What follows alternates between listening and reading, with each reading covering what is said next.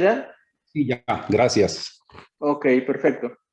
Muy buenos días a todas y todos los que se registraron para participar en este evento. Buenos días a quienes no se registraron, pero están siguiendo la transmisión en vivo por la página de Facebook del Centro Mexicano de Estudios Económicos y Sociales. Y un saludo especialmente afectuoso al doctor Abel Pérez Zamorano, quien se encuentra el día de hoy con nosotros y a quien le agradecemos por aceptar amablemente la invitación que le hicimos a hablar con nosotros acerca de la Comuna de París. A principios de 2020, el Centro Mexicano de Estudios Económicos y Sociales, CEMES, comenzó el proyecto de publicar la revista ACES, Apuntes Críticos sobre Economía y Sociedad, una revista cuatrimestral de crítica y divulgación marxista que busca conjuntar el análisis puntual y riguroso de problemas económicos, políticos y sociales con la divulgación de la teoría y el enfoque metodológico marxistas. Hasta ahora hemos publicado 3 números, todos disponibles en el sitio web cemes.org, y este mes de julio verá la luz el 4º número de la revista, el cual tiene como temática principal la Comuna de París de 1871 y sus repercusiones en el mundo. Es en este marco que organizamos un ciclo de conferencias, la primera de las cuales fue impartida el pasado miércoles 7 de julio por el doctor Jaime Osorio, con el título La Comuna de París y los retos del Estado en América Latina, y que se encuentra disponible para ser consultada en la cuenta del CEMES en Facebook, YouTube y Twitter. El día de hoy, el doctor Abel Pérez Zamorano impartirá la segunda conferencia de este ciclo con el título ¿Por qué celebrar 150 años de la Comuna de París? Lecciones para México. El doctor Abel Pérez Zamorano es doctor en Desarrollo Económico por la London School of Economics, University of London, y profesor investigador de la Universidad Autónoma Chapingo. Entre sus principales publicaciones destacan Marginación Urbana, el caso del Oriente Mexiquense, y Tenencia de la Tierra e Industria Azucarera. Es colaborador de la revista Buzos de la Noticia y una parte muy importante de sus colaboraciones periodísticas están recopiladas en su libro Antología sobre los artículos de economía. Además de la docencia, una de las principales actividades académicas del doctor Abel Pérez Zamorano ha sido la impartición de conferencias sobre diversos temas, sobre todo de economía y política nacional e internacional, y ha recorrido numerosos estados de nuestro país realizando esta actividad, contribuyendo de esa manera a la formación académica de cientos de estudiantes e investigadores universitarios. La dinámica de la conferencia es la siguiente. Primero, el doctor Abel hará su ponencia en un tiempo aproximado de 1 hora y posteriormente se harán algunas preguntas o comentarios que los participantes pueden ir haciendo durante la conferencia. Es importante subrayar que las preguntas y comentarios únicamente podrán hacerse a través del chat y serán leídas por mí una vez que comience la sesión de preguntas. Les recuerdo que la conferencia se está transmitiendo también por la página de Facebook del Centro Mexicano de Estudios Económicos y Sociales, por lo que las preguntas y comentarios pueden hacerse tanto por el chat de Zoom como por la transmisión de Facebook. Más tarde, en el transcurso del día, se subirá la conferencia también al canal de YouTube del CEMES, donde podrá ser consultada por todos los interesados. Doctor Abel, podemos comenzar ya con la ponencia. Muchas gracias, Hecat, por tu presentación y tu tarea de coordinar este evento. Muchas gracias al Centro Mexicano de Estudios Económicos y Sociales, al CEMES, por la invitación que me hacen para aportar algo a la reflexión sobre la Comuna de París. Creo yo que el CEMES, con este esfuerzo de análisis, de acercamiento, hace una contribución a la conciencia social, a la claridad que debe tener nuestra sociedad sobre sus problemas, problemas de hoy, problemas actuales. Gracias por la invitación y por este esfuerzo. Y, por supuesto, gracias a todos los que se han conectado directamente en esta transmisión hecha por el CEMES y a través de Facebook, a los que no registramos aquí. Por ahí hay algún micrófono encendido, ¿verdad? Se oye algo de ruido, por favor. Gracias a ustedes. A mí me da gusto ver muchos rostros jóvenes. Mucho gusto. Siempre es bueno ver que los jóvenes abran los ojos, despierten, se interesen por la política. Creo yo que es una gran desgracia nacional que nuestra juventud, una buena, considerable parte de ella, viva ajena, indiferente a la política, a los grandes problemas que nos aquejan a todos. Creo que es uno de los grandes retos nuestros lograr que la juventud abra los ojos a la problemática y se disponga a actuar, no solo ver, sino actuar. Así que algo tiene que dejar el que hablemos de esto y lo hagamos con los jóvenes. Quiero agradecer también de manera particular la presencia de la doctora Vania Sánchez. Gracias, Vania, por tu presencia, por tu trabajo y por estar ahora sí coordinando, impulsando todo esto. A mí me alienta tener tu compañía en este evento. Hablaba yo de jóvenes. Vania es doctora, pero es joven, ¿sí? Yo soy doctor, pero con juventud acumulada, esa es la diferencia, ¿sí? La mía es juventud acumulada, tengo como el doble o el triple de juventud que van. Y vamos a empezar,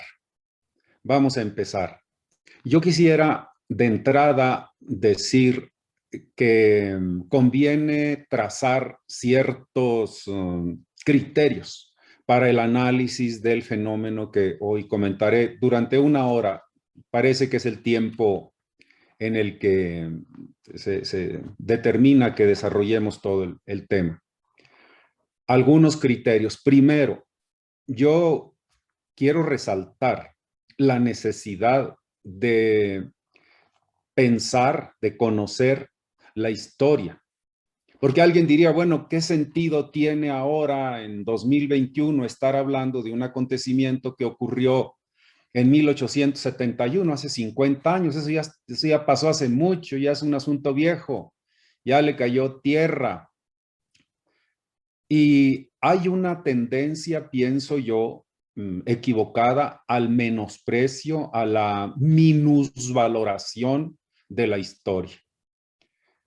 Pero creo que hacemos bien al hacer esta mirada retrospectiva, ver lo que ocurrió, cómo ocurrió y extraer las lecciones que nos deja, como reza el título de la charla de hoy. Yo siempre he pensado que un pueblo que no conoce su historia y la historia de los demás pueblos es algo así como si una persona, lo quiero un poquito comparar, hacer la analogía, es como si alguien, vamos a imaginar, olvida cómo se llama, olvida quiénes son sus padres, quiénes son sus hermanos, quiénes son sus abuelos, olvida dónde nació, olvida qué edad tiene, olvida qué estudió si es que estudió, olvida dónde vive, olvida dónde trabaja, etcétera. ¿Qué queda? ¿Qué queda de ese alguien? ¿Qué queda de esa persona? En realidad no queda nada.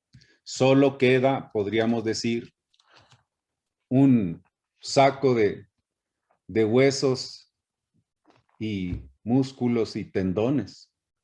El ser humano como tal desaparece, el ser social que es el hombre desaparece.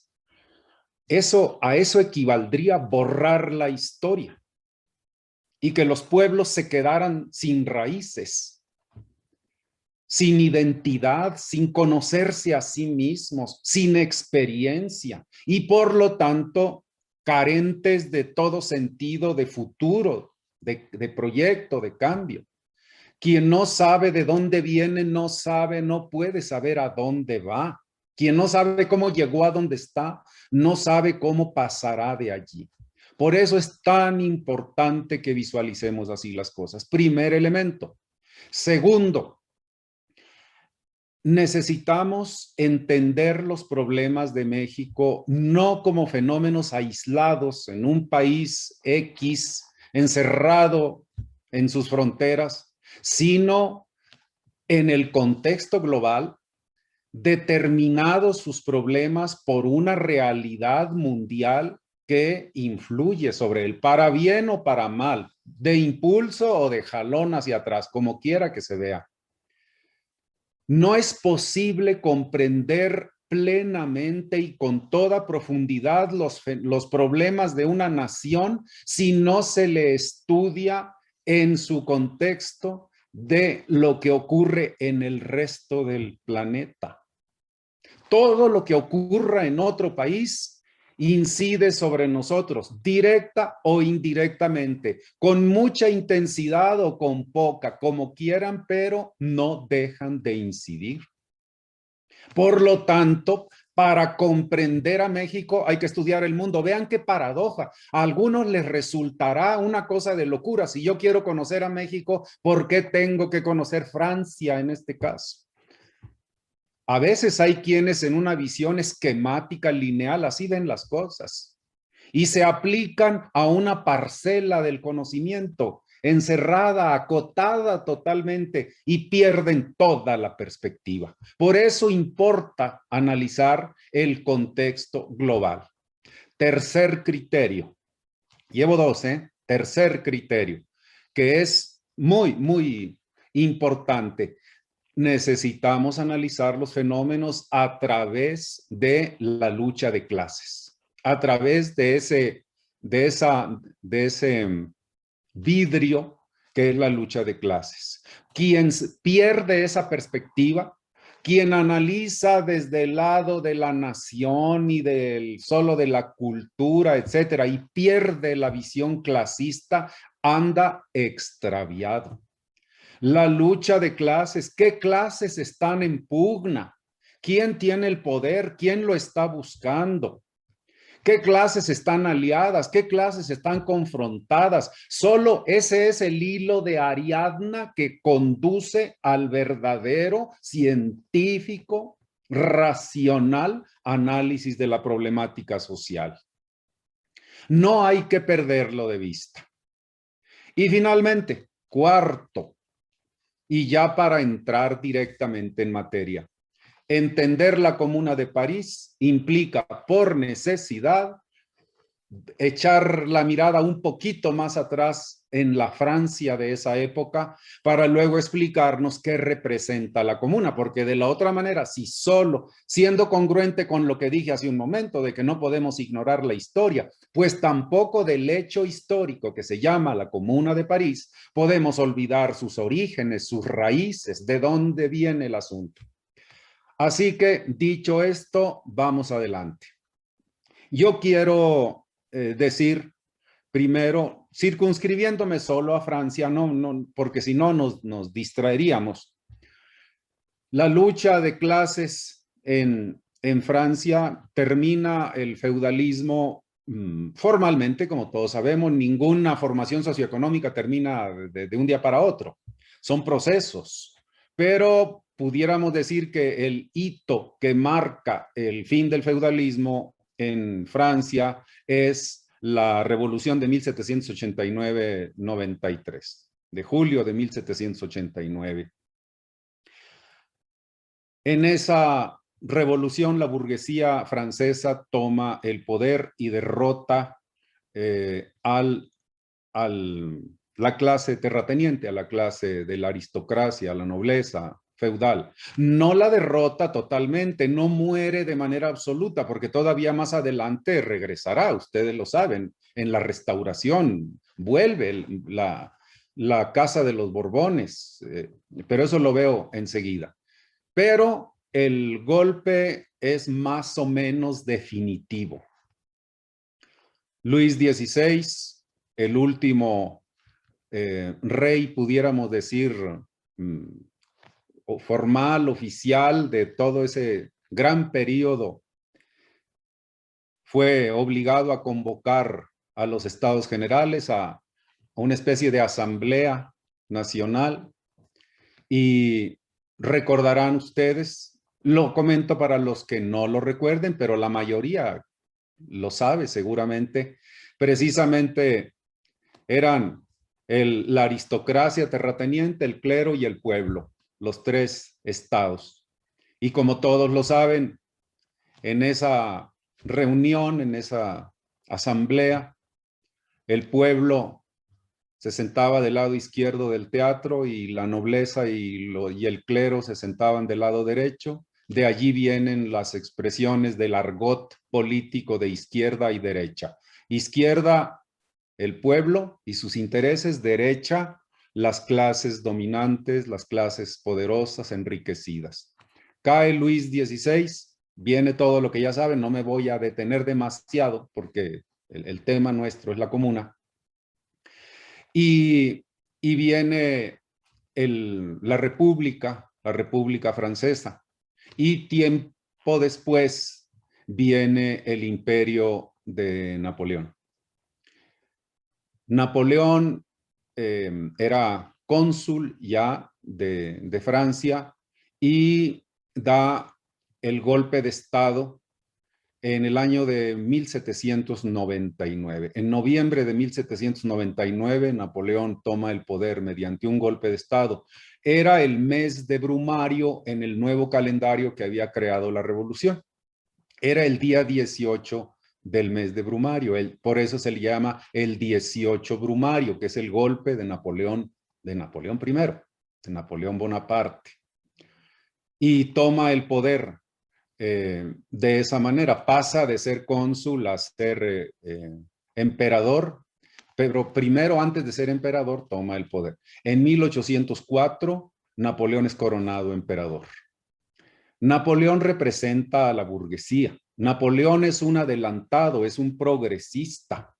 Napoleón expresa el interés de una clase ascendente, aunque envuelta en una forma monárquica. Hay que aprender a distinguir la clase social de la forma que adoptan sus gobiernos. Con Napoleón es una forma monárquica, sin embargo, es la burguesía, no lo perdamos de vista. Y finalmente es coronado emperador en 1804, decía yo. La burguesía, consolidándose en el poder.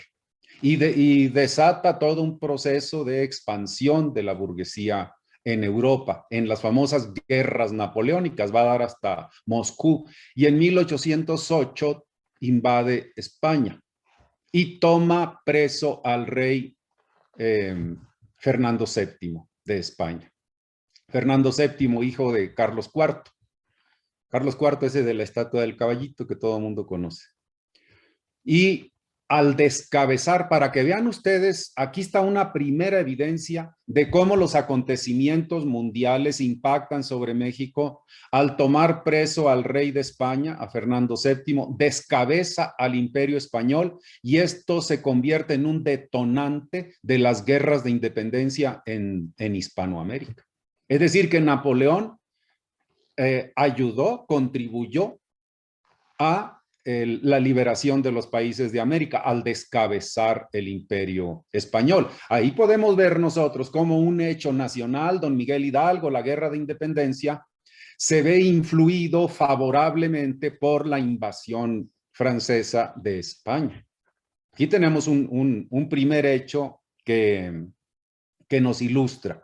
Después de esto, después de la invasión en España, vienen luego otros acontecimientos, las guerras napoleónicas, y termina todo esto con la derrota de Napoleón en 1815 en Waterloo. Waterloo está dentro de lo que hoy es Bélgica, es un distrito, un área de Bélgica, y viene la restauración.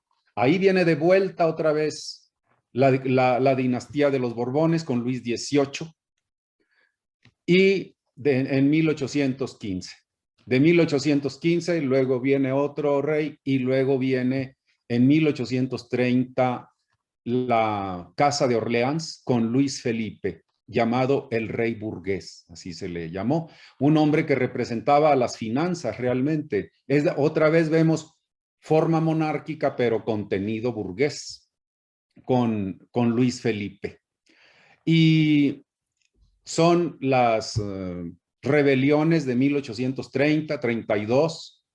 Víctor Hugo llevó al arte en Los Miserables estas rebeliones precisamente. Los Miserables de Víctor Hugo son esto, son este momento, son esta época, del 30 al 32. Y finalmente viene la toma del poder en 1848 por Luis Bonaparte. En 1848 son las revoluciones proletarias en Europa, en Austria, en Italia, en Alemania, en Francia. Vienen las revoluciones de las que todo mundo conocemos. En Francia ocurrió en febrero esa revolución. Es el proletariado europeo brotando. Aquí tenemos una nueva clase para que no nos perdamos. Yo decía, hay que enfocar esto desde la perspectiva de clase. Y en esto aparece Luis Bonaparte, sobrino de Napoleón, es elegido presidente y después, en diciembre de 1851, da golpe de Estado, a lo que Marx llamó el 18 Brumario de Luis Bonaparte, un poco comparándolo con el 18 Brumario de Napoleón. Y toma el poder se da golpe de Estado a sí mismo porque era presidente y ahora toma el poder y se hace coronar emperador como Napoleón III.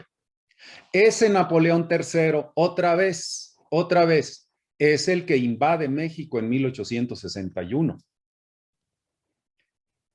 De 1861 a 1867, que es el fusilamiento de Maximiliano. Es decir, otra vez vemos cómo acontecimientos que ocurren al otro lado del Atlántico vienen y rebotan acá, primero con Napoleón I y ahora con Napoleón III.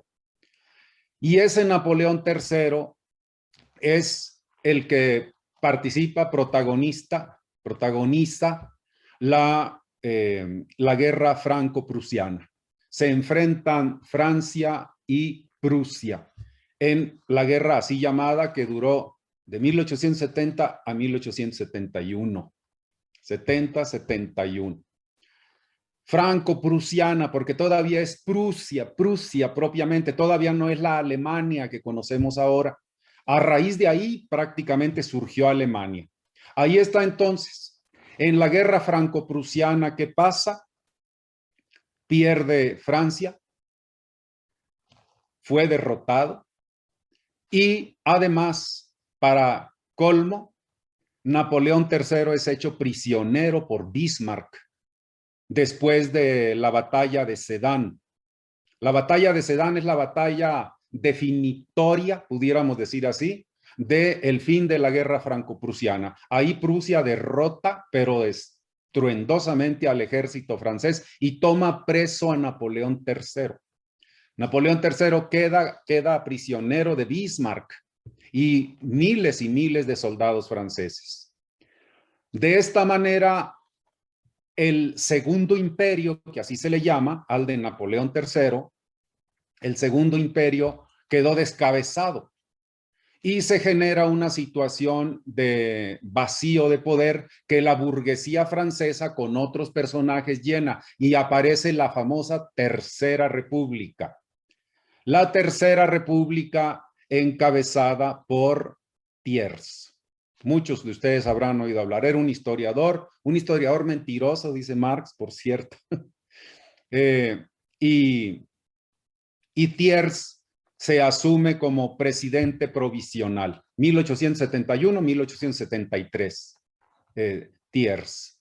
Ahí está Jules Favre como ministro de Relaciones Exteriores de Thiers, que eran la dupla mafiosa, digamos, de esa Tercera República. ¿Qué ocurre aquí? Thiers busca desarmar a la Guardia Nacional, que estaba formada por obreros, por artesanos, y que hacían la resistencia a los prusianos. Prusia ya estaba en las afueras de París. Ya habían derrotado en la batalla de Sedan, en las Ardenas. Las Ardenas es una región muy boscosa que está entre Bélgica y Francia, en el límite de Bélgica y Francia. Ahí fue la batalla de Sedan. Y entonces intenta Thiers, nuevo presidente provisional, desarmar a la Guardia Nacional, que es la que hacía la resistencia todavía contra Prusia. Es decir, que la guerra siguió, aunque Napoleón III ya estaba preso, pero la Guardia Nacional se negó a desarmarse.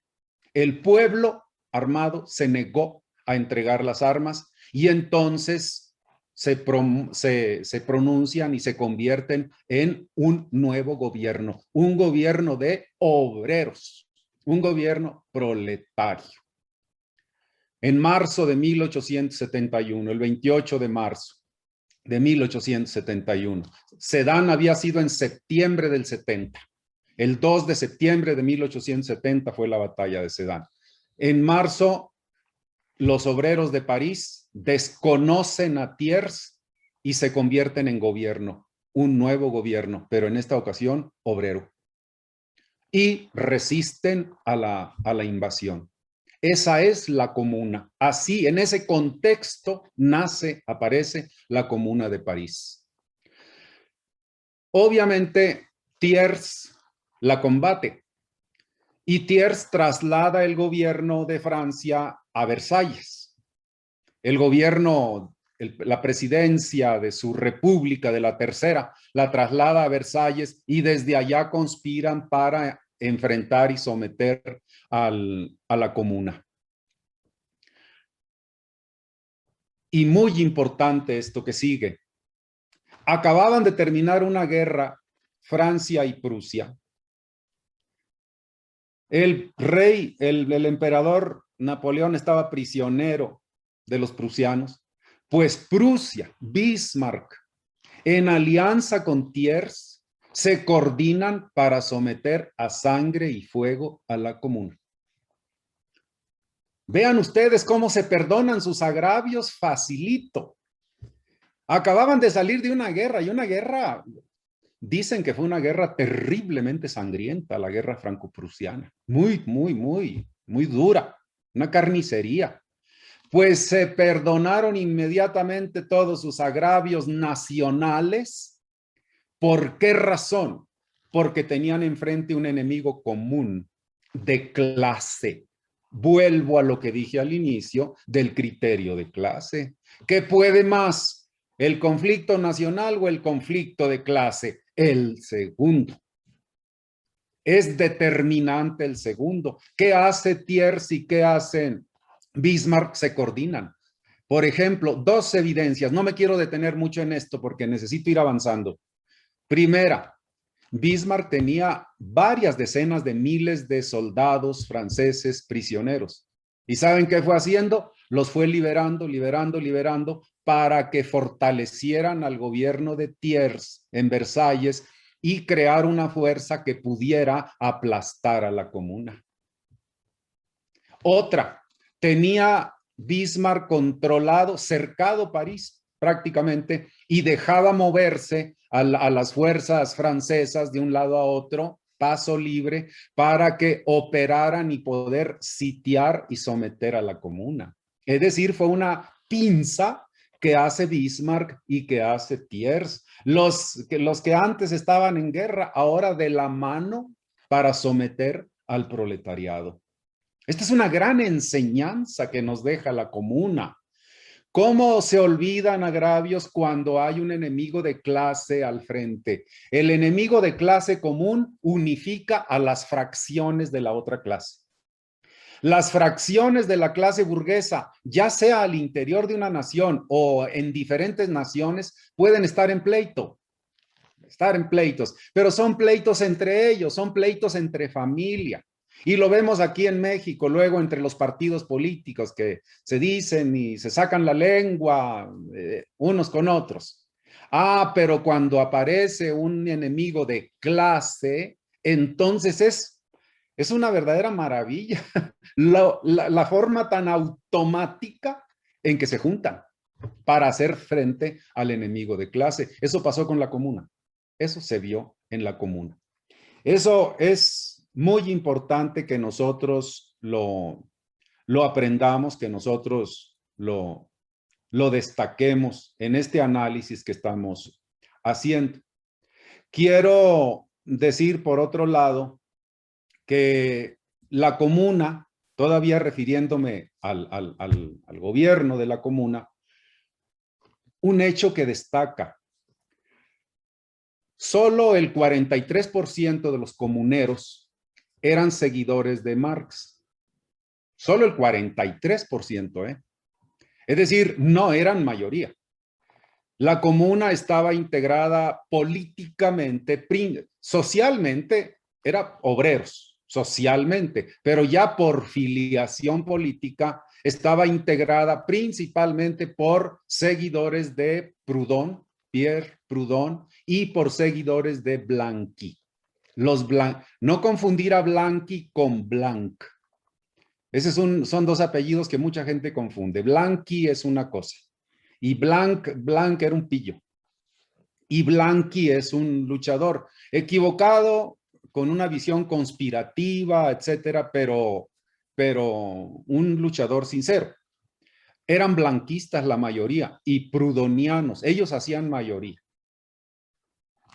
Además, otro detalle muy interesante de la comuna. Allí había, entre los miembros de ese Consejo General, que así le llamaban, había húngaros, había polacos, había rusos, había alemanes. Claro, la mayoría era francesa, pero un cierto número, no voy a decir que todos eran extranjeros, no, pero un cierto número eran extranjeros. Y esto, aquí tenemos una de las primeras lecciones grandes que nos va dejando la comuna para nuestro México de hoy. Los comuneros franceses iban a rechazar la solidaridad de los obreros que vivían en Francia, he de aclarar, pero eran de otra nacionalidad y que dijeron no, que luchen junto con nosotros. De modo que la comuna es un ejemplo de internacionalismo proletario, como se le llama. Eres polaco, eres ruso, eres húngaro, eres italiano, pero estás aquí con nosotros, vives aquí con nosotros y quieres ayudar a la causa del pueblo, bienvenida tu esfuerzo. Incluso el jefe militar de la comuna, el general militar de la comuna, no era de origen francés. ¿Y qué vemos hoy aquí en México? Pero es hasta risible. Cómo los gobiernos de los estados, cada vez que hay una manifestación, dicen, no sé si la manifestación es en Puebla, dicen, es que vino gente del Estado de México a hacer alboroto a Puebla. Y si la manifestación es en el Estado de México, vino gente de Puebla a hacer alboroto. Y si es en Querétaro, dicen, vino gente de San Luis Potosí, etcétera. Es decir, censurando como si fuera un delito que los pobres de un estado se solidaricen con los pobres de otro estado, como si fuera un crimen. ¿Por qué vas a apoyar? Si tú eres Nayarita, ¿por qué vas a apoyar a los pobres de Sinaloa? Horror, crimen, debe ser denunciado. Así razonan. Y lamentablemente esta idea se la meten en la cabeza a muchos. ¿Qué dice la comuna? ¿Qué dice la comuna? Deben sumar filas los trabajadores de donde sean. Ahí eran de diferentes países, aquí en México serían de diferentes estados. ¿Por qué nos vamos a prohibir que los trabajadores de un estado se apoyen con los de otro? ¿Dónde está el delito? Y si hay una marcha en un estado a donde van de varios otros, ¿cuál es el problema? Es una lección que nos deja aquí la común. Finalmente, la la política, las acciones de la comuna, que es lo que me interesa destacar. Es decir, el contenido de clase, no solo de su composición en la dirección, sino el contenido de clase en cuanto a sus acciones, las medidas populares de la comuna. Voy a leerlas, las anoté muy rápidamente. Es decir, ¿qué hizo la comuna? ¿Por qué se distingue la comuna? ¿Cuáles fueron sus acuerdos más importantes? Y ahí va. Abolió la conscripción y el ejército permanente y declaró como única fuerza armada la Guardia Nacional. Esa que quiso desarmar Thiers, que yo les decía ahorita. Esa que quiso desarmar Thiers, que era una guardia patriótica, proletaria. Condonó los pagos de alquiler de las viviendas. Suspendió la venta de objetos empeñados en el Monte de Piedad. Vean a qué grado. Que los objetos que los pobres habían ido a dejar al Monte de Piedad ya no fueran vendidos para que ellos los pudieran recuperar. Fijó un sueldo máximo para funcionarios de gobierno con salarios de obreros. Fíjense, salario de obrero para funcionarios de gobierno. Decretó las partidas de presupuesto, la abolición de las partidas de presupuesto para la iglesia. Dijo que la iglesia se sostenga con las limosnas de sus fieles. Eliminó de las escuelas los símbolos religiosos. Lo que Benito Juárez en esos años hacía acá en México lo hace la comuna. Es curioso ese paralelismo histórico. Declaró propiedad nacional todos los bienes de la iglesia. Todas las instituciones de enseñanza fueron abiertas gratuitamente al pueblo. Un acto simbólico, mandó quemar la guillotina. Un acto simbólico, pero de mucha importancia. También los simbolismos cuentan, ¿eh? Manda quemar la guillotina. Clausuró las casas de empeño por considerarlas una forma de explotación de los obreros. Al igual que los demás funcionarios públicos, los magistrados y jueces habían de ser funcionarios electivos, responsables, irrevocables. El pueblo podía destituir a un juez. Fíjense, destituir a un juez. A ver, inténtenlo ahorita. Que el pueblo destituya a un juez. La comuna quería convertir la propiedad individual en una realidad, transformando los medios de producción, la tierra y el capital, que hoy son fundamentalmente medios de esclavización y de explotación del trabajo, en simples instrumentos de trabajo libre y asociado. Eso lo dice Marx en la Guerra Civil en Francia. La comuna nombró a un obrero alemán como su ministro de trabajo. Oigan, un obrero ministro del trabajo. Hoy aquí en México, aquí hay otra enseñanza. Vemos que hay un gobierno, el gobierno de la 4T, que nos dice que gobierna para el pueblo, pero resulta que si le acercamos la lente a los que están gobernando, son gente de la clase alta. Ellos son, o sea, son la clase poderosa diciendo que gobierna por el pueblo. No, en la comuna el Consejo General eran proletarios y los ministros eran proletarios también. Y aquí vemos el caso del ministro del Trabajo, no recuerdo su nombre, pero era obrero el ministro del Trabajo. Esto es consistencia, esto es autenticidad y no puro discurso de decir yo gobierno para el pueblo, pero con puro burgués en el gobierno, que es lo que vemos hoy en nuestro país. ¿Qué otra medida? Fundamentalmente con esas. Aquí vemos entonces claramente el carácter proletario de la comuna. Y bueno, ¿qué pasa? Ya masacran a la comuna. En mayo. En mayo viene el golpe final y es sometida a sangre y fuego. Una verdadera carnicería. La clase burguesa no tuvo piedad para con los obreros. Fue una verdadera masacre. Son mártires de la lucha de los pobres, los comuneros de París, mártires. Pero ahí está, nos dejan esas grandes lecciones de autenticidad, de limpieza, de voluntad. ¿Qué revela la comuna? Ahorita voy a pasar ya a eso, a las lecciones, que es la parte final propiamente de lo que yo quiero exponer. Pero sigo hablando en términos de lucha de clases, aunque a muchos les cuesta que se diga lucha de clases. Vaya, les da comezón cuando se habla de lucha. Pues yo hablo de lucha de clases, aunque a muchos no les guste. ¿Qué revela la Comuna de París? Revela que, si bien es cierto, el proletariado en la revolución del 48, en las revoluciones del 48, porque como digo, Francia no fue la única, pero el proletariado era una clase ascendente, pero que todavía no tenía la fuerza suficiente para tomar el poder.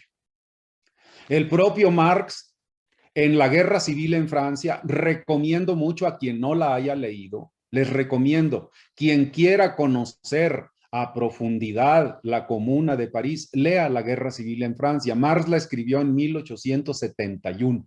En ese mismo año, meses después, la escribe Marx. Y allí, ¿qué dice él? En 1848 no tenían todavía la fuerza. Creímos que el proletariado tomaría el poder en Francia en el 48. Parecía que lo iban a tomar, pero no pudo.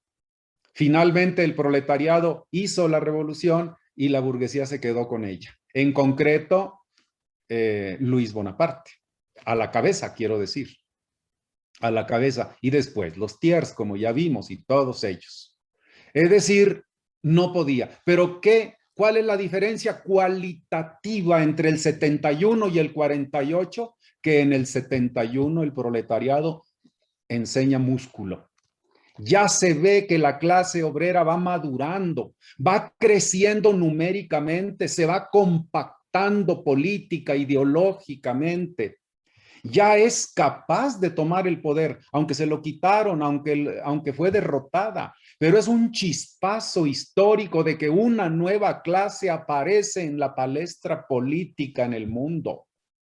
Ya es un proletariado maduro. Obviamente no pudo, quedó derrotada, pero a partir de ese momento, yo pudiera decirlo así con mis propias palabras, el proletariado en el mundo dijo, aquí estamos nosotros y merecemos ser tomados en cuenta.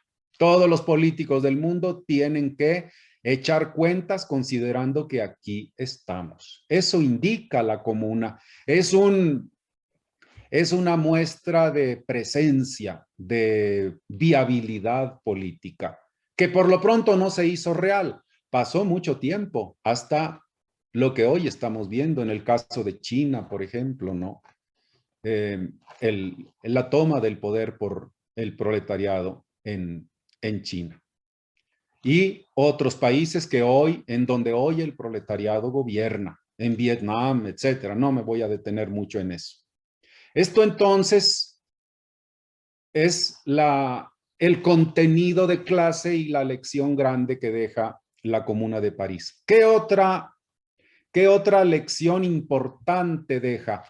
Concretó, eso lo dice Marx, la Comuna de París es la primera vez en que la clase obrera concreta un programa de gobierno.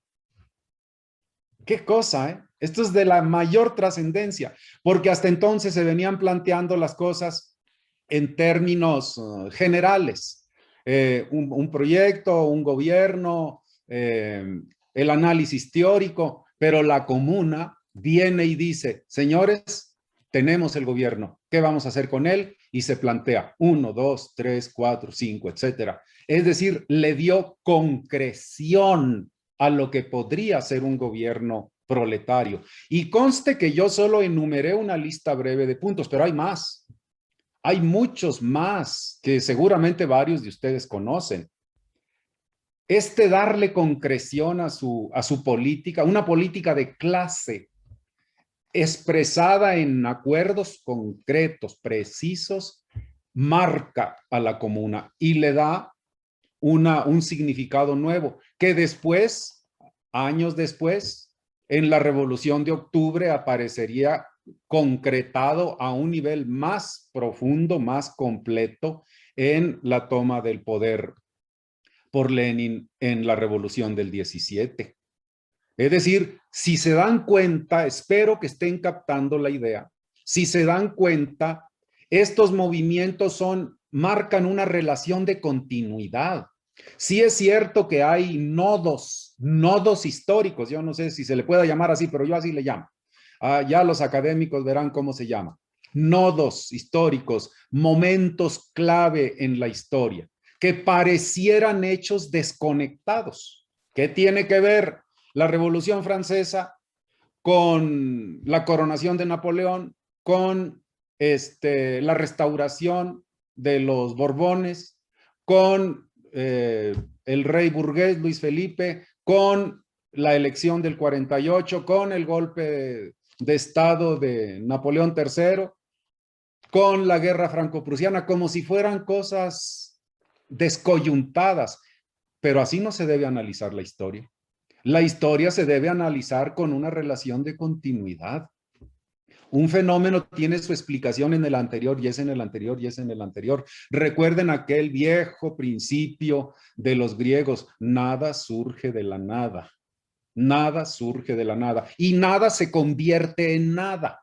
Creo que es Parménides el que lo plantea. Nada surge de la nada y nada se convierte en nada. Es decir, que todo lo que ocurre deja una secuela, deja una huella, deja una lección, crea un antecedente para lo que viene. Y esto es lo que estamos viendo aquí en la comuna. Así, y Marx analizó, como digo, yo recomiendo mucho que vean ustedes qué enseñanzas profundas, completas sacó. No podría tendría que ser esta una charla de la guerra civil en Francia, y ni así vamos a decir todo lo que dijo Marx en su obra. Simplemente la recomiendo porque es muy, muy importante. Ahora sí, la parte final. Las enseñanzas generales de la comuna para nosotros en nuestro tiempo. ¿Qué nos enseña? ¿Qué reflexiones podemos derivar de aquí? Me doy cuenta de que me voy a llevar unos minutos más, espero que no se me enojen todos, que se enoje una parte, ojalá y la parte que se enoje sea minoritaria, ¿sí? Y entre los que no se enojan le echan montón a la parte enojada, para que me regalen unos 10, 15 minutos más y completar la idea. Primero, yo divido como en partes las enseñanzas. Una primera, la relación derrota-victoria y la necesidad histórica. Primera cosa, es sabido, Engels lo decía claramente, fue quien lo verbalizó en forma muy precisa: las clases trabajadoras aprenden más de su experiencia que de los libros. Los libros no son la fuente principal directa de aprendizaje en la clase trabajadora. Sirven los libros, ayudan, por supuesto que ayudan, pero a la clase trabajadora, a la gran masa, la enriquece mucho su propia experiencia. Sin decir que los libros no la enriquecen, claro que sí. Pero no solo su experiencia en general, sino sus derrotas. Se sabe que las clases trabajadoras aprenden más de la derrota que de la victoria. ¿Y por qué razón? ¿Cuál es la lógica de eso? Que cuando ganamos, pues prácticamente casi como si dijéramos que no hay nada que analizar, todo lo hicimos bien. Todo lo hicimos tan bien que ganamos. La prueba de que ganamos es que hicimos bien. Bueno, pero ¿y no pudimos haber hecho algo mal aunque ganáramos? Eso casi siempre, hasta inconscientemente, lo descartamos. En cambio, cuando perdemos, allí la propia realidad nos agarra de las orejas y dice: a ver, espérate, ¿por qué perdiste? Y nos obliga a hacer un acto de reflexión más exhaustivo, más completo. Eso tiene la comuna. Enseña es reflexión. Y de esta manera la práctica enriquece a la teoría. Recuerden, teoría y práctica van siempre unidas. Es la praxis.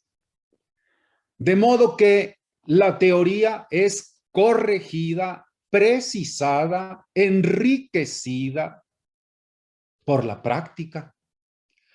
La práctica, ahora sí, ayuda a componer lo que en la teoría es insuficiente, y la comuna ayuda en ese sentido. Segundo, no claudicar ante las derrotas. No claudicar. La gallardía, la constancia, la determinación. Fue derrotada la clase obrera en 1848. ¿Y quién hubiera podido decir, bueno, vean cuánto tiempo pasó, poquito, para que otra vez ahí va de vuelta? Es decir, no hay derrotas definitivas. Esta es la otra lección. No hay derrotas fatales. Nadie está derrotado per secula seculorum, de una vez y para siempre, por los siglos de los siglos. Toda derrota es relativa, toda derrota es temporal, igual que las victorias. No hay ninguna victoria que sea definitiva y que ya seas victorioso para siempre. No, toda victoria entraña riesgos de futuras derrotas. Pero aquí quiero como hacer un alto en esta reflexión. La lucha, la voluntad de luchar, no es solo ni fundamentalmente un acto volitivo, es decir, de la voluntad, un acto subjetivo, moral, de decir, yo no me rajo y aunque me peguen mis trancazos y mis arrastradas por el suelo, yo soy bien bravo y aquí estoy. Porque eso haría suponer que la voluntad de lucha nace solo de la pura mente. ¿Qué tenemos que ver? Que la lucha es una necesidad que impone la propia realidad. Es decir, que la voluntad de luchar nace de una comprensión de la necesidad de luchar. El que entiende la necesidad actúa en función de esa necesidad, responde a esa necesidad. Y es lo que aquí estamos viendo. Por eso digo, no hay derrotas absolutas o definitivas, porque, vamos a decirlo de esta manera, porque los problemas siguen estando pendientes. La contradicción sigue viva. La contradicción sigue exigiendo solución. Y eso es lo que incentiva, lo que acicatea la voluntad de los hombres de continuar luchando. Porque la lucha no es una cuestión, pues solamente de que a alguien se le ocurra, no es un capricho. La lucha constituye una necesidad impuesta por la realidad, por la historia. Y eso nos lo enseña a nosotros la comuna.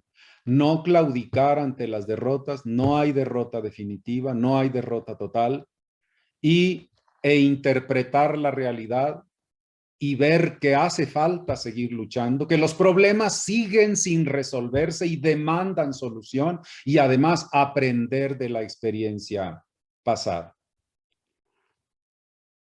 Otra, con represión no se detiene la historia. Nadie le puede poner puertas al viento, se ha dicho. No se pueden poner puertas al viento. La historia tiene una fuerza, un impulso que dimana de movimientos, de tensiones, de contradicciones que subyacen, que están abajo, en el fondo, en el hecho. Yo pudiera decir que los hechos históricos tienen un carácter telúrico. Se oye medio raro, ya lo sé, pero los hechos históricos tienen un carácter telúrico. ¿Por qué digo telúrico? Alguien dijo alguna vez, no me acuerdo ni quién fue, pero alguien, ¿no? Alguien, no importa tanto quién fue, nomás que lo dijo. Que lo dijo y que yo me acuerdo que lo dijo. ¿Y qué decía? La economía, decía, es la geología de la política. Así lo decía. La economía es la geología de la política. Por eso digo yo que la lucha política tiene un carácter telúrico, geológico. Abajo se mueven las capas tectónicas. Abajo están los ajustes, los acomodos de la corteza terrestre y los vemos aflorar a la superficie. Vemos los fenómenos manifestarse arriba de la superficie terrestre, pero esos fenómenos tienen su explicación profunda abajo. Vemos brotar un volcán, que de repente ya brotó un volcán. Y bueno, ese volcán no salió de la nada. Hay fuerzas abajo, muy abajo, que hacen estallido hacia arriba. Así tenemos que entender nosotros este tipo de fenómenos. Y por eso digo, la represión no puede parar la lucha de las clases trabajadoras. No puede. ¿Por qué? Porque tiene motivos muy profundos que no dependen ni de la vida misma de una u otra persona. Mientras la necesidad subyacente siga allí, presente y exigiendo solución, la lucha seguirá. Así que de nada vale cárcel, ni bloqueo, ni todo lo que hace, por ejemplo, el gobierno actual contra quienes pretenden defender a los pobres. De nada le va a servir. De nada, porque los problemas de la gente siguen estando irresueltos, irresolutos, o como no sé cómo se le diga. Siguen estando pendientes de solución. Así que de nada van a servir ni bloqueos, ni amenazas, ni castigos, ni nada, mientras la gente no tenga pan en su mesa. Y eso nos lo enseña también la Común. Los procesos históricos tienen carácter objetivo, y se abren paso. La naturaleza se abre paso. Dijo por ahí una vez un personaje de película. Dijo, la naturaleza se abre paso. Tú le quieres cerrar el paso, pero la naturaleza tiene sus modos de abrirse paso. Y en la sociedad, donde los fenómenos políticos tienen carácter objetivo también, la necesidad se abre paso. Tiene que abrirse. Y finalmente, en este primer paquete de lecciones, las épocas paren a los hombres que necesitan cuando los necesitan. Esta es una ley histórica también. Cuando la humanidad está viviendo una época de alumbramiento, una época de parto, cuando está por alumbrar algo nuevo, la humanidad produce la partera, las parteras. La humanidad produce, las grandes épocas producen a los grandes hombres. Frecuentemente parece que es al revés, pero esa es la visión subjetiva. La subjetividad nos dice que el gran hombre hace a la gran época. Y sí actúa el gran hombre, pero ese gran hombre es producto de una época madura para cambiar, de una época que exige cambio y los produce. Así que aunque le desaparezcan a unos, le castiguen a unos, le repriman, la necesidad va creando los líderes que la realidad requiere. El Estado, paso a otro aspecto, el Estado, la teoría del Estado. Una de las, fíjense, es otro paquete de conclusiones, ¿eh? Quiero que noten que ya dejé el primero y paso a un segundo. Un nuevo paquete. Y le llamo paquete porque hay 2 o 3 conclusiones ahí que compacté en relación con el Estado. Y esto lo señaló Marx respecto a la Comuna. Dice, la Comuna enseñó que el proletariado no puede limitarse a tomar el control del aparato de poder ya existente. Tiene que cambiarlo. Esta es una gran enseñanza. Tiene que construir otro, dice. Tiene que construir otro. ¿Por qué razón? Porque, muy rápido lo diré, porque cada estado está diseñado para servir a los intereses de una cierta clase con todas las peculiaridades que tiene esa clase y para mantener sometida a otra clase. Es decir, que los estados son aparatos diseñados ad hoc, ad hoc. No existe el estado así en general, sino que tiene sus características, su perfil, su ingeniería. Y por lo tanto, un estado al servicio de los obreros tendrá que ser un estado diferente al que ayuda a la clase capitalista actual a someter a los trabajadores. Tiene que ser diferente y eso lo enseñó la Comuna, dice. Es una de las grandes conclusiones. Marx destaca lo siguiente. Voy a leer un fragmentito de la Guerra Civil en Francia. Dice: de aquí nace una veneración supersticiosa del Estado y de todo lo que con él se relaciona.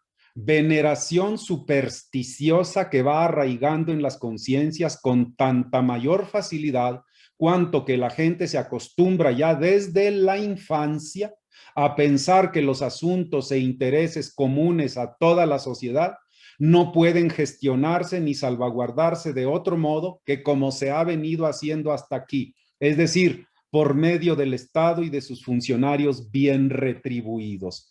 La fe ciega de la gente en el Estado, la veneración, mitificar al Estado, considerar permítanme la palabra, la deificación del Estado. Deificarlo, considerar al Estado como un ídolo, como un poder sobrenatural, omnipotente, omnisciente, frente al cual no se puede hacer nada. Nosotros, pobres mortales, pobres pequeños seres, ¿qué podemos frente al Leviatán? No podemos nada, estamos condenados. Hay que verlo para arriba. Es más, hay que postrarnos ante él, hay que suplicarle, hay que rogarle al Estado, como si fuera un Dios para que tenga piedad de nosotros. Esta idea está metida hasta la médula de los huesos en millones de gentes. No ven al Estado como una creación humana, falible, vulnerable, con un carácter de clase. No piensan que se puede derrotar políticamente a una fuerza así. ¿Y qué enseña la Comuna? Que sí se podía. Y lo hizo la Comuna, fugazmente, pero lo hizo. El Estado no es una fuerza todopoderosa que el pueblo no pueda someter a su control. El pueblo puede someter al Estado. Esa es otra lección que destaca Marx de la Comuna de París. Clases sociales y nacionalismo, yo ya destaqué al principio, no quiero repetir. Ya destacaba yo cómo el criterio de clase, el interés de clase es superior a los nacionalismos, es superior, y eso lo pudimos ver ya lo ejemplifiqué lo suficiente y no me quiero detener más en esto. Y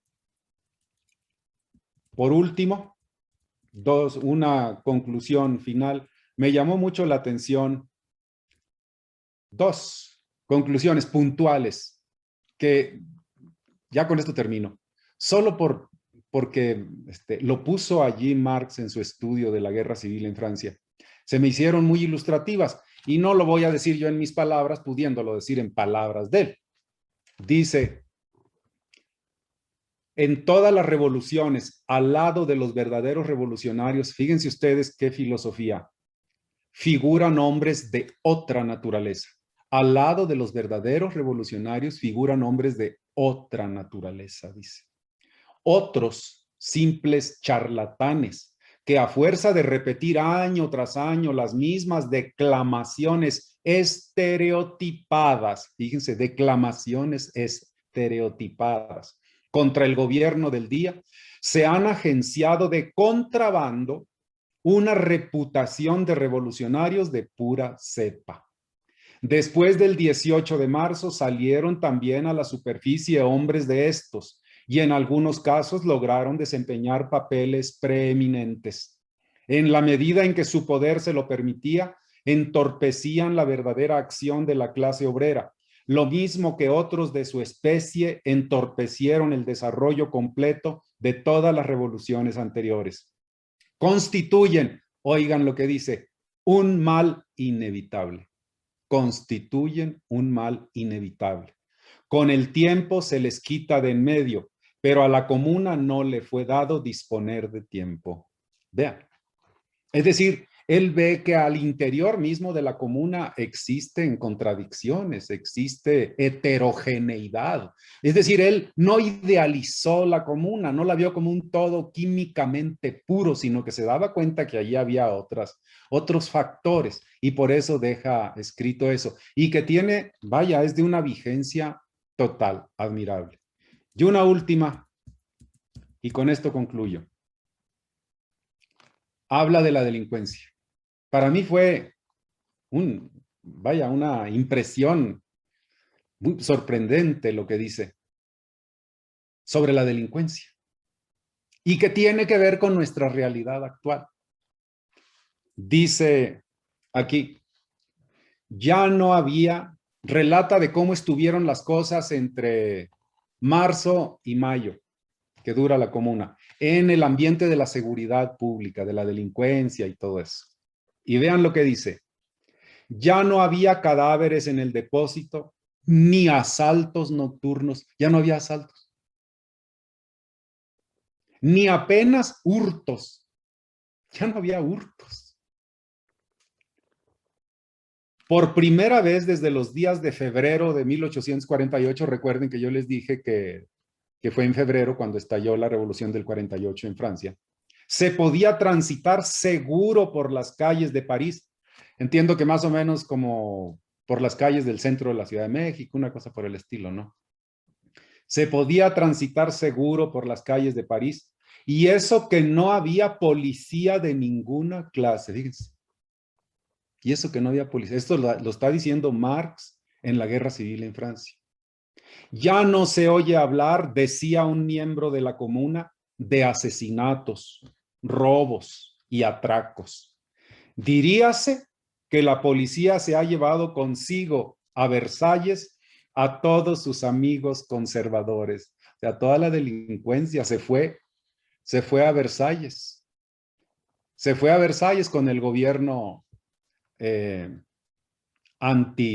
el gobierno de Thiers, con el gobierno de Fabre, con ellos. ¿Qué conclusión se puede sacar de aquí? Cuando el verdadero pueblo gobierna, cuando se siente representado por el gobierno y sabe que lo que pase con ese gobierno redundará en su beneficio o en su provecho, el pueblo no anda robándose unos a otros, delinquiendo. Un gobierno verdadero del pueblo es capaz de crear una situación de paz, de armonía, de orden social, de respeto, incluso de respeto a la propiedad privada, incluso a la propiedad privada. Todos los que dicen que cuando el pueblo gobierne, eso va a ser una anarquía terrible, que un gobierno popular es un gobierno del caos, es el caos personificado, mienten. Un gobierno popular es capaz de poner orden, armonía, tranquilidad, respeto en la sociedad. Y aquí vemos esta experiencia. Se está viviendo en un ambiente de guerra y resulta que París está en completa calma. Así está. Estas son las conclusiones finales que yo extraigo y con esto cierro mi exposición. Espero, ojalá haya yo logrado que ustedes aprendieran un poco más de lo que ya sabían, todos ustedes, yo lo sé, ya sabían, yo no vine a enseñarles, ahora sí, a revelarles qué fue la comuna, pero digo, espero haya yo podido aportar algunos elementos de reflexión que contribuyan a que tengan todos ustedes una visión más aproximada, más cercana de lo que fue este gran acontecimiento y que nos dice, la lucha continúa. Para nosotros, para este país, hay muchos pendientes que resolver. Las fuerzas telúricas están en movimiento y exigen atención. Y hay que darles atención aprendiendo de la historia. Aprendamos de la historia para entender el presente, transformarlo y construir otro futuro. Muchas gracias a todos. Muchas gracias a usted, doctor Abel Pérez, por esta ponencia que se encuentra todavía en pleno desarrollo, pero cuya primera parte ya ha concluido con el desarrollo del tema. Y que quiero comentarle que además de los 45 participantes que se están conectando aquí en la sesión de Zoom, hay 190 personas que están viendo también la conferencia a través de Facebook. Creo que es un número importante de participantes quienes el día de hoy pues están aquí acompañándonos en esta reflexión tan importante sobre la comuna y sobre los elementos que ha puesto usted en la mesa, el papel de la historia para comprender no solamente los fenómenos internacionales, sino también nacionales, el papel tan esencial que tiene el análisis de clase para comprender los movimientos sociales, incluso de alguna manera comprender también la historia, ordenarla de manera coherente y analizarla. Y también quisiera resaltar yo, antes de dar paso a las preguntas, el conocimiento que ha expresado, no solo de los procesos históricos, sino de los acontecimientos históricos. Creo que es fundamental que para hacer un análisis de los procesos históricos se conozcan primero los acontecimientos históricos que conforman a este proceso. No se puede hacer un análisis de los procesos históricos sin tener primero un conocimiento de los acontecimientos históricos. En ese sentido, la primera parte de la exposición me parece que fue rica en detalles y que permite también darle sustento al análisis ya de todo el proceso que es la comuna y cómo podemos extraer algunas lecciones. Vamos a dar paso a la sección de preguntas. Normalmente como le hacemos es que se leen las preguntas que se han hecho por el chat de Zoom o de Facebook, 3 rondas de preguntas más o menos para que usted pueda irlas respondiendo. Y estas preguntas están agrupadas según la temática a la que se refieren. Hay una primera pregunta que dice así: ¿influyó algún partido revolucionario para incidir en la conciencia del proletariado parisino o fueron las ideas de Proudhon y Blanqui? ¿Faltó un partido revolucionario para seguir encabezando al proletariado después de ser derrotado a la comuna? Esa es una primera pregunta que se plantea aquí en Zoom. Y también aquí en Zoom otra pregunta de este tema que dice: cuando menciona que la comuna enseñó el músculo, pero como clase no estaba suficientemente desarrollada, también dijo que tenían claridad de sus intereses. Por eso fue capaz de concretar un programa de políticas que así lo reflejaba. ¿Qué faltaba entonces? Este par de preguntas, quisiera nada más mencionar estas dos, dar espacio a la respuesta y posteriormente haremos otras 2 rondas de preguntas. Estoy anotándolas, ¿sí? Por favor. Sí. Sí influye un partido. La Internacional que dirige Marx. Influye.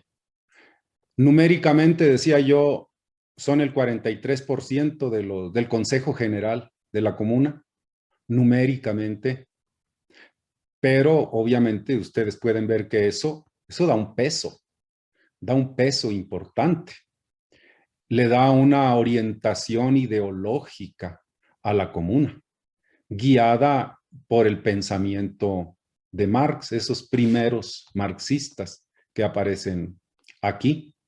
Ciertamente, allí se revela, como en todo en el mundo, la contradicción. Ahí está la contradicción otra vez. ¿Y en qué se ve la contradicción? En la presencia, la influencia que tienen los blanquistas y los proudhonianos. Ustedes habrán leído seguramente la obra Miseria de la filosofía que escribe Marx, creo que es 46 o 47 cuando la escribe, que va dirigida contra Pierre Proudhon y donde exhibe que Pierre Proudhon no es un auténtico líder proletario, sino que Pierre Proudhon es proclive, es representante de la pequeña burguesía, del artesanado, es decir, de clases no típicamente proletarias, muy cercanas al proletariado, ciertamente, por su situación social, por su pobreza, pero el artesanado y el proletariado no son lo mismo. Y su ubicación como clase debe matizarse, debe matizarse. Que Proudhon tenía influencia en obreros, sí, sí es cierto también. Sí, yo no estoy diciendo que no hubiera ningún obrero con Proudhon, no estoy diciendo eso. Simplemente que la política de Proudhon, y eso lo pueden ustedes ver a detalle en La miseria de la filosofía,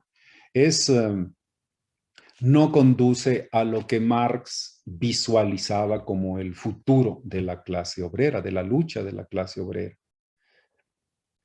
Proudhon significa una atadura con el régimen existente. Y Blanqui tiene una táctica que ponía en riesgo el movimiento, una táctica de carácter conspirativo.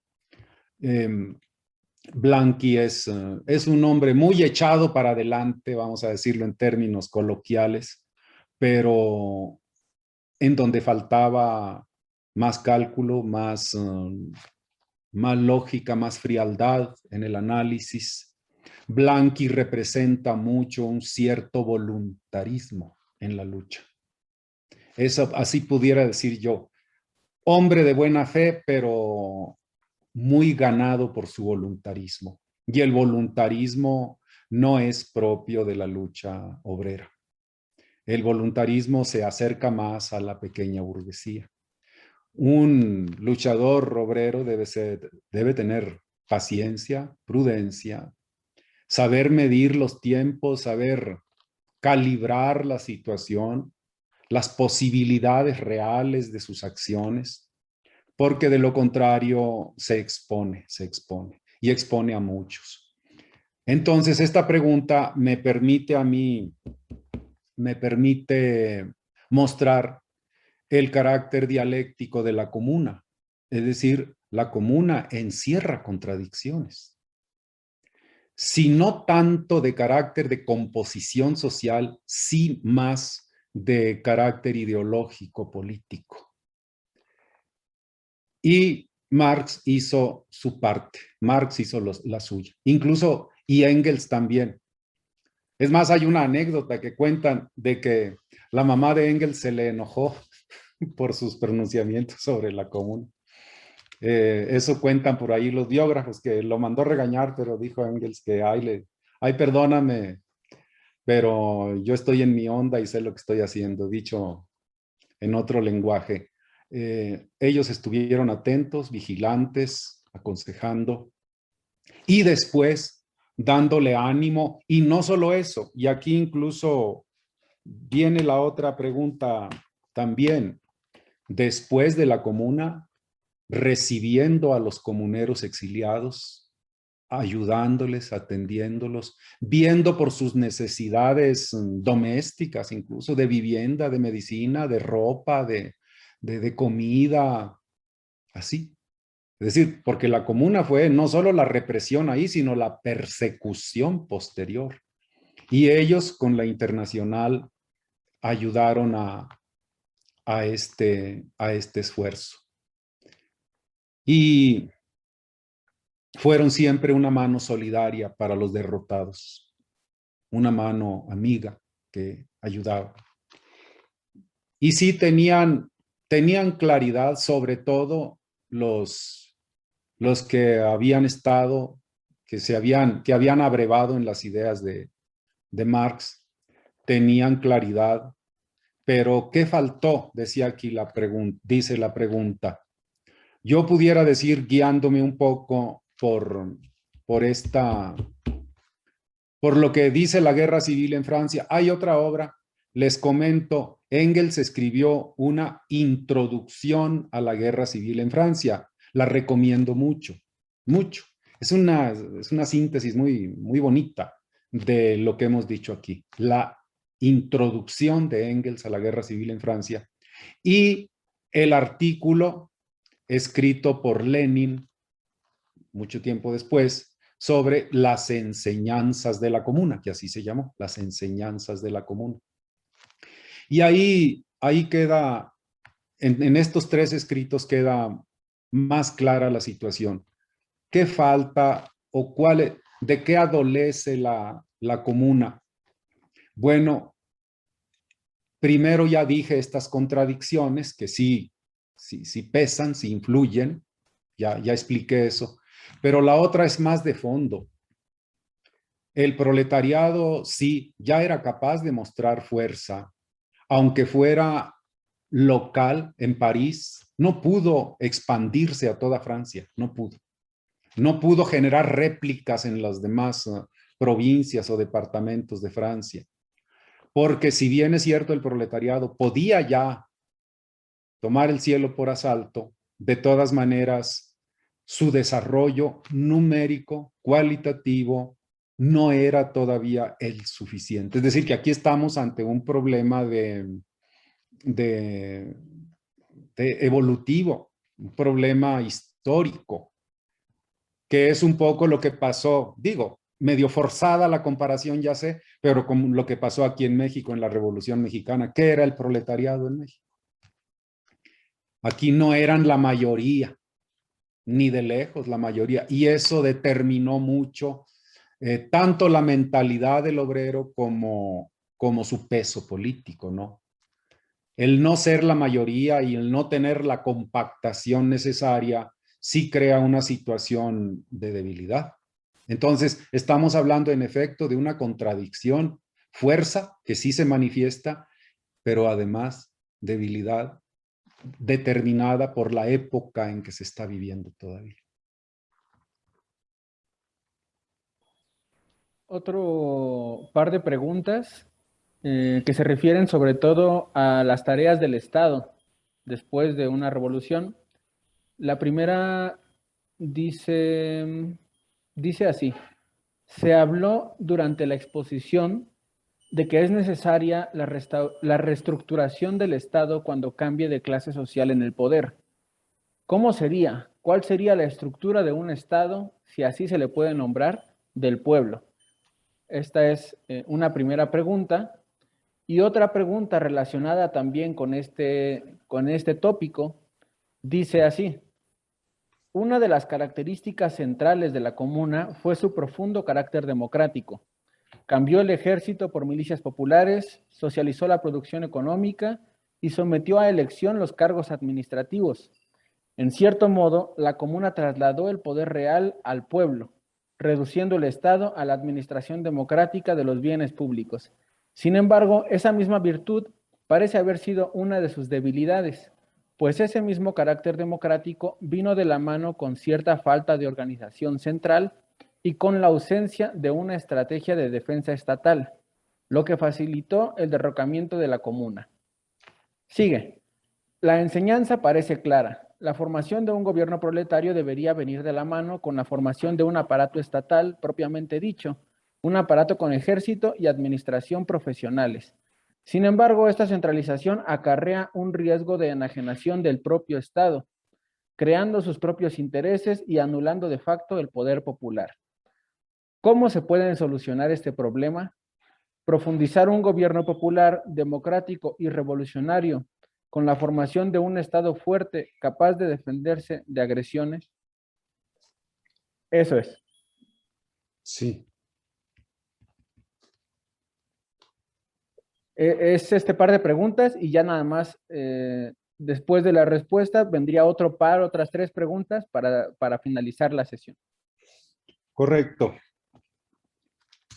Es una pregunta interesante. Primero me refiero a la de la estructura de un Estado del pueblo. No quisiera yo caer en el error de decir cómo dar una receta y un formulario de cómo organizar al Estado en sus pormenores, porque además sería una tarea que no entraría aquí. Pero en líneas generales sí está dicho cómo debe ser un Estado al servicio del pueblo. Y el Estado al servicio del pueblo tiene que ser forzosamente depositar en él el poder real, la toma de decisiones en el pueblo, mediante mecanismos democráticos que permitan a la gente expresarse, que le permitan decidir efectivamente en la toma de decisiones. Por ejemplo, lo digo solo a título de ejemplo, no como ahorita. Ahorita, aparentemente el pueblo decide, el pueblo vota, el pueblo elige, pero todos sabemos en qué consisten esas votaciones y esas elecciones. Cómo están controladas por el Estado mismo y por el empresariado, por los que tienen el capital. El pueblo no es cierto que tenga la libertad que se dice para votar, para decidir, no es cierto. Hay manipulación y un montón de triquiñuelas que conocemos, de modo que lejos de ser un gobierno del pueblo, no lo es. Aunque se dice del pueblo, pero no lo es, porque no permite que el pueblo se participe efectivamente en las votaciones. Segundo, después de votar, a la gente no se le deja posibilidades reales de incidir en la toma de las decisiones. No se le deja. Votas y vete a tu casa. Ya echaste tu papelito en la urna, ahora sí, a echar pulgas a otro lado, ¿no? Aquí ya no te queremos. Aquí vamos a decidir los que ganamos y tú más bien estorbas. Esa es la democracia actual. El pueblo al margen, el pueblo fuera. Tanto al votar como después, una vez que ya formó ese gobierno. Incluso ya ese gobierno le da la espalda, lo ignora. Por otra parte, y tiene que ver esto con la segunda pregunta, ligo aquí las dos preguntas. Un Estado al servicio del pueblo, recuérdese que el Estado existe mientras haya clases sociales. El Estado nació con las clases. Es un fenómeno históricamente determinado. Mientras haya clases sociales, habrá Estado. Y estamos hablando de un Estado al servicio del pueblo. Ese Estado implica por necesidad otra componente fundamental y que tendría que ser que el pueblo esté organizado. Organizado. Que tenga disciplina, que tenga coordinación, un pueblo vigilante, un pueblo activo, movilizado. Organizado, movilizado, vigilante, disciplinado. ¿Para qué? Para que esté vigilando al Estado, a su Estado. De modo que el Estado quede subordinado al pueblo, bajo su vigilancia. Hoy, por ejemplo, dicen que nombra el presidente, ahí está, nombra al secretario o a la secretaria de la función pública para que vigile la correcta administración del aparato de Estado. Pero, pues ese secretario de la función pública, ¿quién lo pone? Pues lo pone el presidente. ¿Para vigilar a quién? Pues al presidente y a su gabinete. O sea, Poncio vigilando a Pilatos. Así está. Yo pienso que el vigilante más riguroso sería el pueblo, pero para eso debe estar preparado, debe estar organizado y debe estar educado. Es decir, debe tener conciencia, debe tener información el pueblo para poder que cumpla esa función de ser el gran contralor del país. El pueblo debiera ser el gran contralor. Pero así como está, no puede. Entonces, aquí entra la grandísima, gigantesca tarea de preparar al pueblo para que logre hacer eso, educándolo y organizándolo, dándole información, enseñándole a interpretar los problemas, enseñándole historia, como hemos dicho, qué sé yo, elementos de política para que sepa asumir su papel gobernante. No basta con decir en la Constitución que el pueblo es el que gobierna, hay que prepararlo para que gobierne. Son algunas cuestiones fundamentales que yo aportaría para decir cómo debiera ser. Y tiene razón quien hizo la pregunta y la advertencia incluso. Nos movemos entre dos extremos, ¿eh? Y hay que tener conciencia de eso. Yo creo que está detectado el problema por quien lo haya planteado. ¿Cuáles son los dos extremos? La democracia absolutizada, totalmente absolutizada, sin el mínimo de gobierno central, de orden central, deviene anarquía. Anarquía. Y el centralismo, un gobierno con poder, un gobierno con autoridad, pero sin democracia, deviene dictadura. Y ahí lo estamos viendo en este. Ahí estamos viendo la dictadura. ¿Por qué? Porque no hay democracia. Entonces tú no puedes tener un gobierno del pueblo sin la democracia popular necesaria. Entonces, ¿cuál es uno de los peligros? Que el gobierno se apropie del poder. Que el poder se vuelva rehén del aparato de Estado. Digo, el Estado en su conjunto. ¿Y cuál es el otro riesgo? La anarquía, el desorden. Entonces tiene que haber un equilibrio, un balance entre las dos cosas para que esto marche en armonía. Es así siento yo. La advertencia de que ahí hay un riesgo es real, no está inventada. Y esto se ha señalado, por ejemplo, desconozco en qué grado, pero se le ha señalado al caso de la URSS, ustedes lo saben, al caso URSS.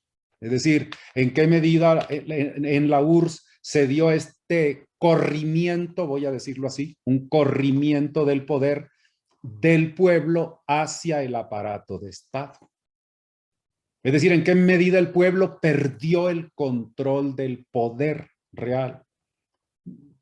Habría que estudiarlo con más detalle, pero los historiadores advierten que algo de esto ocurrió, ¿eh? Algo de esto ocurrió. Entonces, así analizaría yo esta pregunta. Y 3 preguntas finales para concluir esta parte. No están tan agrupadas por la temática, pero no quiero dejar de leerlas por respeto a los participantes. La primera dice: Prusia ocupó París 4 meses antes de los sucesos de la Comuna. Esto influyó en los comuneros parisinos, orientando la lucha con ideales de libertad, igualdad y fraternidad. Es la primera pregunta. La segunda pregunta dice así: la Comuna tiene un carácter espontáneo, en tanto que no se trató de un proyecto... ¿Me permites tantito nada más para terminar de anotar la primera? ¿Sí? Ok, sí. Sí, repito la primera pregunta. Sí, por favor. Prusia ocupó París 4 meses antes de los sucesos de la Comuna. Esto influyó en los comuneros parisinos, orientando la lucha con ideales de libertad, igualdad y fraternidad. Esa es la primera.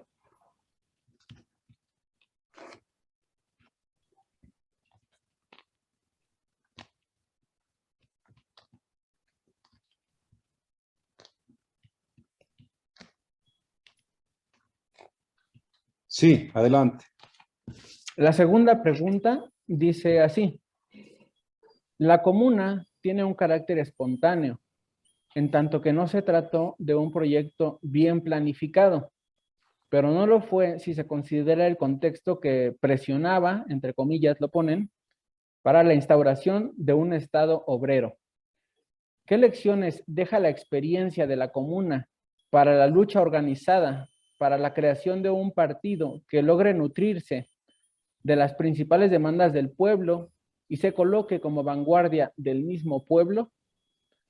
Es ¿Puedes repetir la última parte, por favor? Ok, va desde la pregunta, dicen: ¿qué lecciones deja la experiencia de la Comuna para la lucha organizada, para la creación de un partido que logre nutrirse de las principales demandas del pueblo y se coloque como vanguardia del mismo pueblo? Es Sí. la segunda pregunta. Y la tercera y ya última pregunta, esa quisiera hacerla yo, arrogándome esa prerrogativa. Y Aprovechando que tengo el micrófono, dices. sí, y tiene que ver pues con las medidas que toma la comuna en el breve periodo que existe, que gobierna. Y estas medidas, como en qué grado pueden significar o pueden marcar un horizonte de hacia dónde tienen que avanzar la construcción de una sociedad que ya no sea dominada por la burguesía. Actualmente, pues está mucho el debate de cómo construir el socialismo, qué es el socialismo, hacia dónde avanzar. Es algo que, pues, he escuchado yo, por ejemplo, en palabras de Álvaro García Linera, que fue vicepresidente, ya no lo es, en Bolivia, y que se preguntaba, bueno, nosotros teníamos el poder en Bolivia, un gobierno progresista, y nos decían, ¿por qué no avanzan al socialismo? Y yo decía, bueno, pero ¿cómo avanzar hacia el socialismo? ¿Cuáles son las medidas que se deben tomar para avanzar hacia el socialismo? Y ahora con el caso de Cuba, otra de las preguntas o de las cuestiones que se han puesto sobre la mesa es, bueno, Cuba tiene un sistema socialista, pero están haciendo algunas actualizaciones, algunas modificaciones. Quiere decir que ese sistema no funcionó. Tenemos que repensar cuál es la configuración que debe tener el socialismo en este momento de la historia de la humanidad. Y cómo responder o cómo pensar esta pregunta a partir de las medidas que se toman por parte de los comuneros en el periodo en el que ellos efectivamente tienen el poder. Son ya las tres preguntas para que las pueda responder, doctor. Sí. Primero, sí, Prusia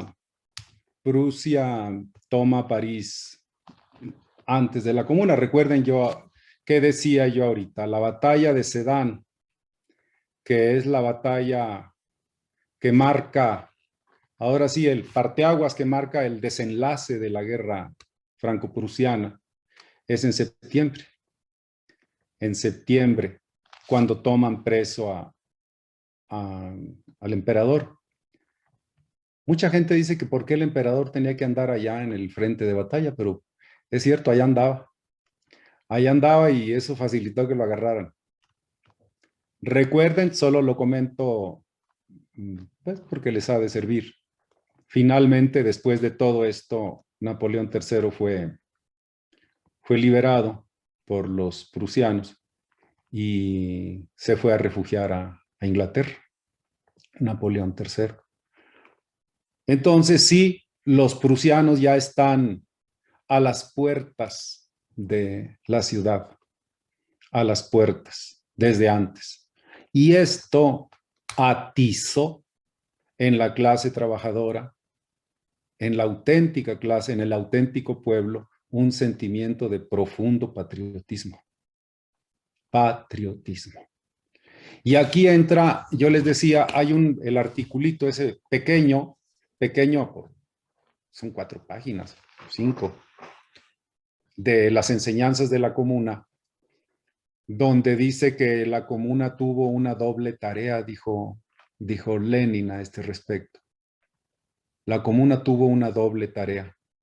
La tarea nacionalista verdadera, patriótica, de defender a su ciudad de una fuerza invasora, cuando la burguesía francesa ya había pactado con los invasores. Vean qué cosas. Es decir, ¿quién asume la defensa real de la patria? El pueblo. Para la burguesía primero estaban sus intereses y dijo, yo me alío con Bismarck y aplastamos esto. En cambio, los proletarios de París sí veían pues la amenaza que les representaba la presencia del ejército prusiano allí. Pero dice Lenin, tenía una doble tarea. Esta era una. Y la otra era la tarea socialista, es decir, la tarea en términos de lucha de clases. La tarea de construir un gobierno de una nueva clase social. Estos fueron los dos grandes retos de la comuna, dice él en ese pequeño artículo. Y así fue. Son los dos grandes retos que tuvo. A esto ayudó precisamente ese enemigo externo brutal, porque los prusianos eran la brutalidad personificada. Y provocaron esta reacción en el pueblo, tal como lo plantea la persona que señalaba esto. Pero como digo, el proletariado ya traía su propio proyecto, que era un gobierno suyo al servicio de una clase. Entonces se empataron los dos asuntos. La realidad los empató. La realidad creó el doble reto del que estamos hablando aquí, la doble tarea. Luego, la comuna fue espontáneo, pero como dicen, no lo fue absolutamente porque la presionó la necesidad, fue una consecuencia obligada de la necesidad. Y las lecciones de la comuna para la formación de un partido que responda realmente al pueblo. Sí, la comuna se vio enfrentada a un reto que, aunque ya era fuerte, y aquí está otra vez la contradicción, ya tenía fuerza el proletariado, pero el reto que se le vino encima superó a sus fuerzas. Y eso fue lo que determinó el resultado. Superó a sus fuerzas. ¿Cuál era el reto? Que Thiers decide ya no enfrentarse a los alemanes, a los prusianos. Thiers decide claudicar. O sea, el gobierno burgués de Francia decide la rendición prácticamente. Y después vendrán los tratados de paz. Ustedes han leído sobre eso. Esos que encabezó Fabré. Vienen los tratados de paz y lo que Thiers quiere es un arreglo y que ahí quede la cosa. La entrega, la claudicación de Thiers. Y la claudicación de Thiers está obligada porque ve al proletariado amenazante. Y entonces dice, yo me tengo que pegar al que es mi natural, al que es mi verdadero hermano. O sea que los prusianos resultaron ser los verdaderos hermanos de Thiers. No los franceses, los prusianos por su carácter de clase. Y se pega a los prusianos para enfrentar al proletariado. De allí la política claudicante de Thiers. Él siente la amenaza y se alía con quien le puede ayudar a conjurar esa amenaza.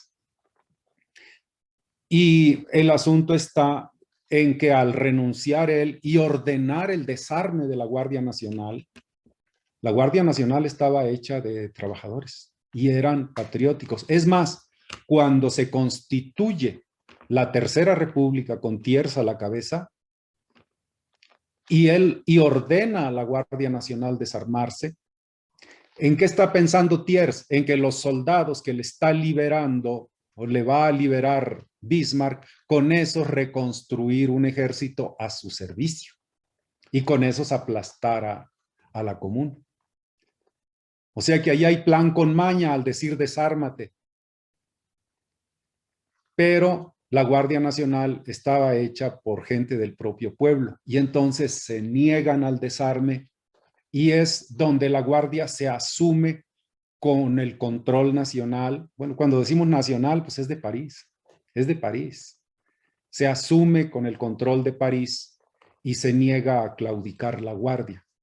Y viene enseguidita que se constituye un gobierno.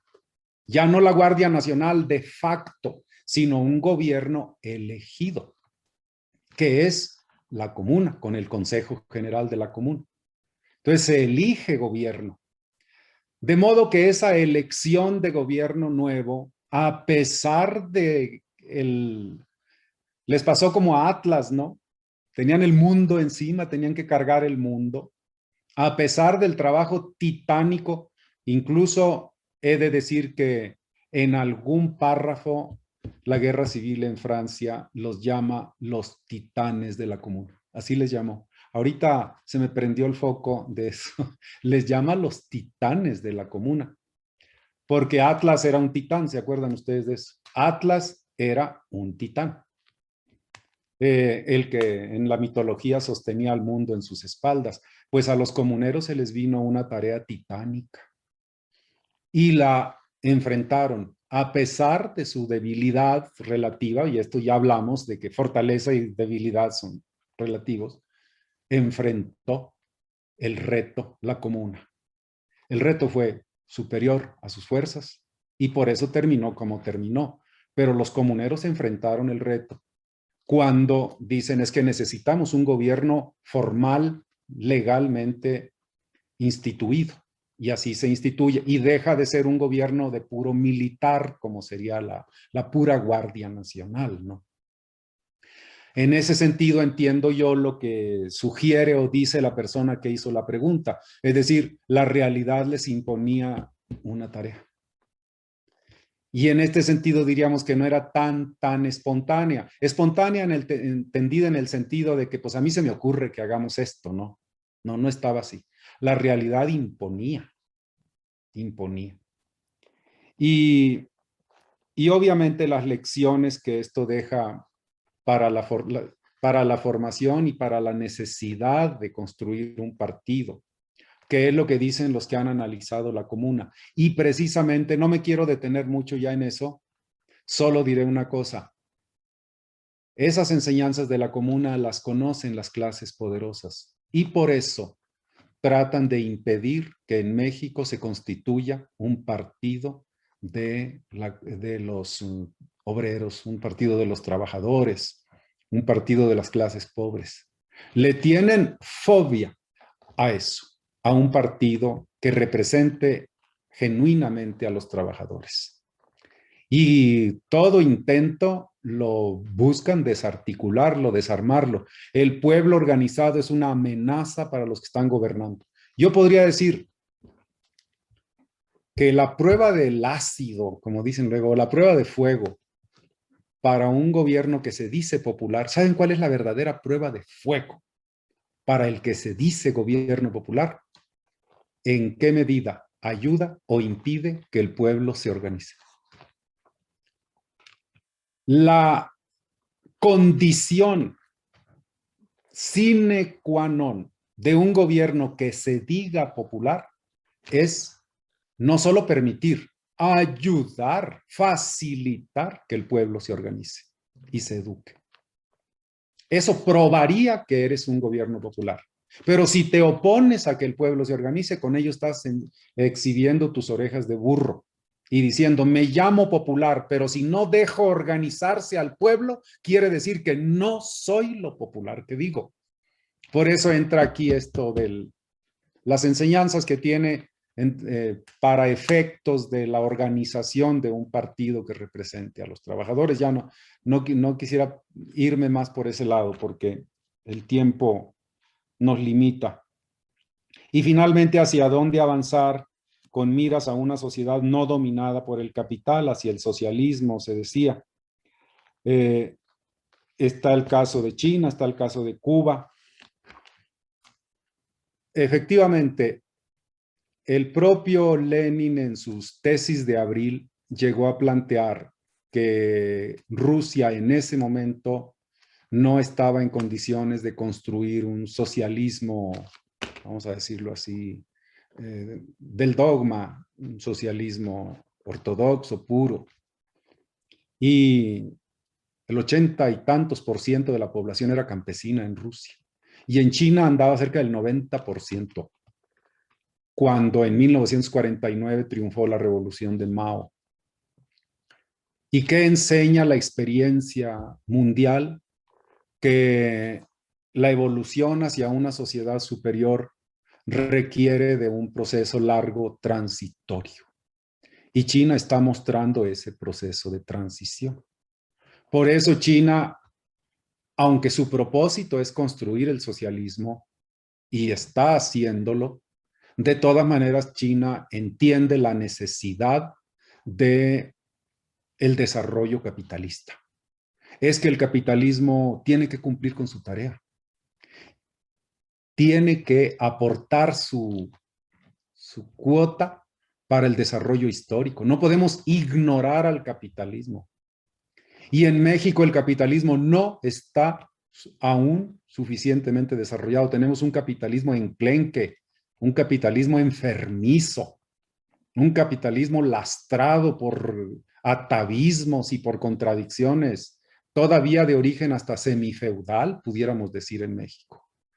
Es decir, que el desarrollo de la economía mexicana no es todavía el que se requeriría para que pueda construirse un socialismo en México con estabilidad, próspero, exitoso. Tiene que haber una fase necesaria de transición, un poco atendiendo al modelo chino. Yo eso es lo que plantearía. Sin caer en las copias, toda calca en política como en todo es mala. Es mala. Nunca queramos calcar nada. Eso es un error. Todo tiene que ser original. Pero si de algo sirve como referencia el caso chino, ¿qué diría China? No olviden el desarrollo capitalista. Tienen que completar la tarea capitalista, la industrialización, el crecimiento de la clase obrera, tantas cosas que tiene que hacer una economía de carácter capitalista como fase previa. Yo así lo diría, por eso en esos términos me manifiesto en relación con la pregunta. De acuerdo, pues esas son todas las preguntas que se virtieron. No quiero dejar de comunicarle todos los agradecimientos, saludos que sobre todo por Facebook se escribieron por parte del auditorio que estuvo acompañándonos. También mucha gente de la Universidad Autónoma Chapingo que me imagino que son o fueron alumnos de usted que le escriben con cariño, con afecto. Y bueno, esto finalmente sí expresa de alguna manera la calidad de la ponencia que el día de hoy pues, nos ha dado usted, que queremos nuevamente agradecerle. Y ya para finalizar la sesión, la conferencia, agradecerle también a todos los participantes, a los 34 que nos estuvieron acompañando aquí en la sesión de Zoom, pero en su momento alcanzaron a ser 45, a los no sé cuántos estén conectados ahorita todavía en Facebook, porque de repente es difícil que puedan estar 2 horas conectados, Claro. aunque les llame mucho la atención. Pero a quienes siguen conectados en Facebook, agradecerles, 110 me marca aquí, que nos hayan podido acompañar. Yo creo que ha sido una conferencia muy provechosa para todos nosotros, para los que participamos. Nos llevamos lecciones importantes que se han puesto aquí sobre la mesa por parte del doctor Abel. Y por último, nada más invitarlos a todos a que el próximo miércoles 21 de julio, a esta misma hora, a las 12 del día, asistan a la presentación que se hará de la revista ACES, Apuntes Críticos sobre Economía y Sociedad, que como comunicábamos al principio de esta conferencia, es en el contexto de la presentación de esta revista que se realizaron las conferencias. La revista es precisamente sobre la Comuna de París de 1871 y las repercusiones que esta tuvo a nivel mundial. Entonces, les extendemos la invitación. Estaremos circulando ya el cartel y la invitación a través de redes sociales, a través de los correos electrónicos, para que nos acompañen el próximo miércoles 21 de julio a las 12 del día en la presentación de la revista. Nuevamente, muchas gracias, doctor. No sé si quisiera usted dar unas últimas palabras ya para despedirnos.